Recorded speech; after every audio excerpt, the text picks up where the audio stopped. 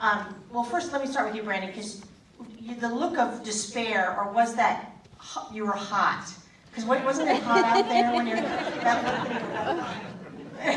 how was it? It was very hot. Yeah. It's Austin, Texas in the summer.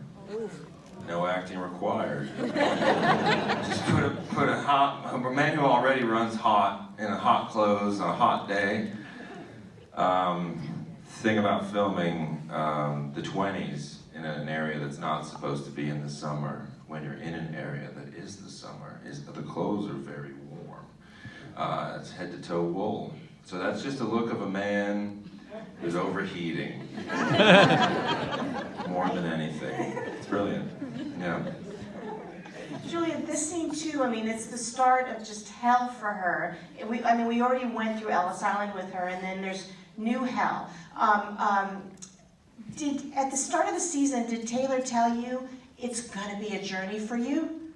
Yeah, the girl can't catch a break. Yeah, Taylor did. He called me before he started writing episode 3, and he was like, you know, this is what she would have gone through. This is historical, the Ellis Island bit, and then, you know, a woman alone in the 20s traveling across the world. And he was like, what do you think? Like, are you game? Because this is gonna be hell. Like, we're gonna drag you through hell. And I was like, drag me through hell, let's do it. And then I didn't quite understand just how far we would go. But I mean, it's the dream as an actor to get to dig into those types of scenes and be able to tell those types of stories and bring a voice to all the, you know, violence that she goes through. But yeah, he did. He called me and kind of asked if I was game, and I was like, let's do it. What's so extraordinary about this season is it feels like there's literally 2 shows going on. I mean, there's obviously your epic story, and then there's yours. Is this the most amount of time you guys have spent together? Right here? Yeah. Yes. Yeah, I mean, Is it? no. No, but I get what you're saying. Yeah, I'm effectively, yeah. We were very separate while filming. It was very different this season because we all block shots. So when you were working, I was off. I was working. You know, it was all. That's true. Amina, my love, what has it been like playing Tiana? Has it been like? Because you were acting for what, 2 minutes before this? I mean, what was it? What was it like? I mean, this is a dream role. You know, I think this is that kind of everything that I prayed for, in a sense. This is such a character that means so much to me, that means so much to my community, and honestly, not even just Indian country, but I think it's a story that all BIPOC communities can kind of resonate with. So to be able to honor all of us in this way is everything to me, and I'm very grateful for the opportunity.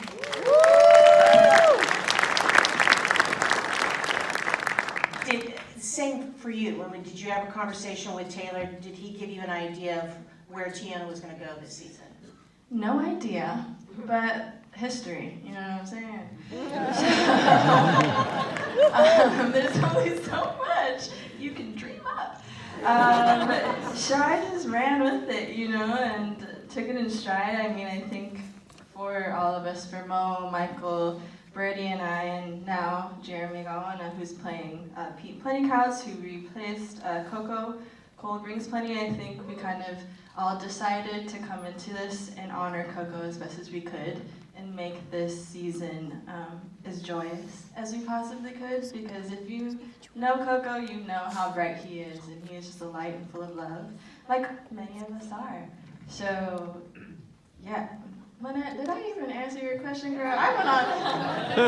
I feel like you did. I feel like you definitely got the Western feel, whereas you two, even though obviously this is a Western, did Taylor tell you this was going to be an epic romance? Yeah. Yeah. We didn't know that we would be fortunate enough to have 2 seasons. So, and when I got cast, I would say to Brandon, I was like, I don't think, what if I don't stick around? I don't know if Alexandra's She was convinced she was just gonna die real soon. I was like, you're not gonna die. But then we kept getting episodes, and we were like, okay. This is like a significant relationship. literally from the beginning you thought you were gonna die? Well, when I was first cast, I only had 2 episodes of season 1, and she's not in the first episode, and I was like, maybe I'll be a function to the Dutton to get him, you know, he. Yeah, I was like, no, like I'm pretty sure Spencer's But then like, I got to be a Dutton, yeah, yeah. so Yeah. we figured it out. How many episodes were there from the first season? Was it also 7? Wasn't there more? It was 8. Okay. Because my fear, the last time I talked to you, my fear was like, we're not gonna see the 2 of you reunite. And, I mean, were you, when did you find out what was gonna happen in the final season? When you picked up that script, final episode, when you picked up that script? Yeah. Yeah. He didn't tell us. He didn't tell us how it would end. You're probably like me, I was reading them all, because we got them, because of the strike, we got them like a long time ago. And, Oh, really? So I had them for like 6 or 8 months before we shot the thing. Oh, wow. And so, yeah, you're reading them and you're like, when's it happening? You know, like, where are we going? But the finale hits. That finale hits very, very hard. All right, let's hold on to that. Let's get to that in 4 minutes. Okay. We have 2 minutes to talk a little more about the journey. Let's do it. Where we last saw you, this last Sunday, you're starting to freeze. Yes. Yeah. Mhm. So where did you shoot that? Tell me all about that. We shot that in Austin, Texas in the summer. It was 100 degrees. And we were on a sound stage. Yeah, 110. It was, and they built this beautiful snowbank that was the length of a football field, essentially. And I was in about 7 layers, you know, just shivering to death, also sweating to death. And they were all spraying this like frostbite makeup on my face every 5 seconds. And yeah, so that was the dead of summer that we filmed all that. The magic of Hollywood is. I know.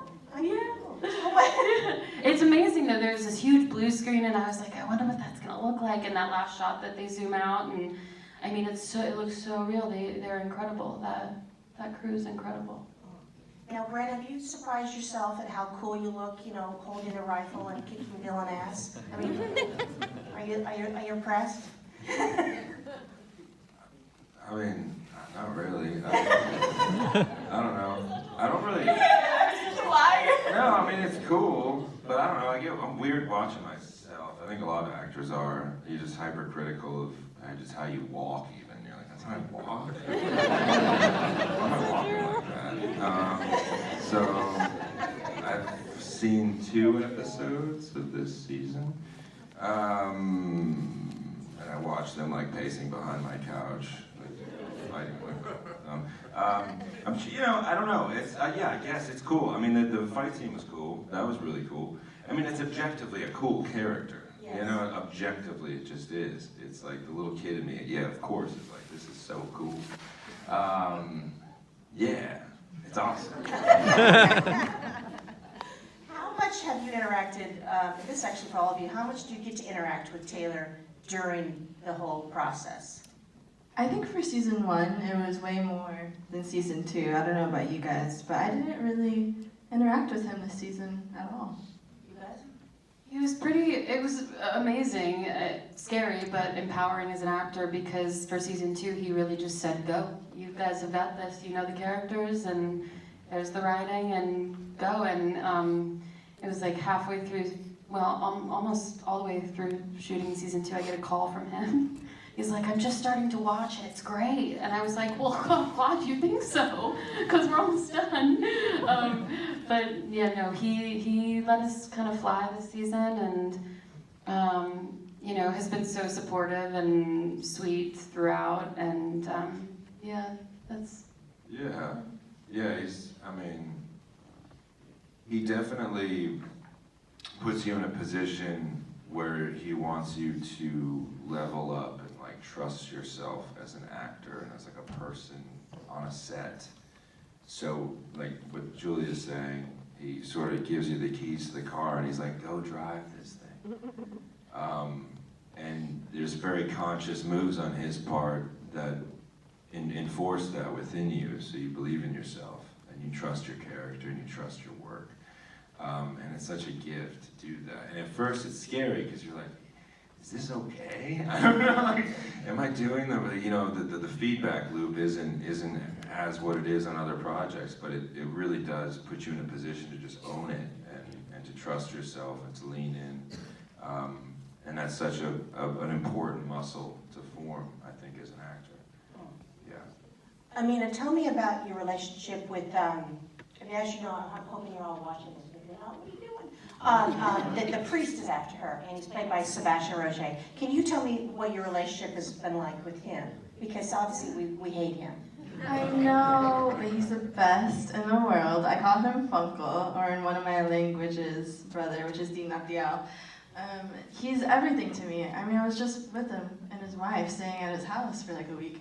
He's incredible. He's such a worldly actor, and he's just full of so much knowledge and is ready to kind of take the youth under his wing and help them. And he's a mentor for me. He's a friend. He's an uncle, and I've enjoyed every moment. I feel like he's really pushed me as an actor and has made me go all the way to my edge. Unapologetically, so I'm very, very grateful for him. What is driving that man, the priest? I mean, he's going mad, correct? Absolutely, and you know what? Sebastian says that he believes he's so in love with Tiona that is actually what's driving it more than anything else. He is so just like in love with her, in a sense of not romantically, but kind of just how tenacious and unapologetic she is, that he kind of wants to be that. That's his justification, I guess, for Father Renaud, which is kind of interesting if you think about it.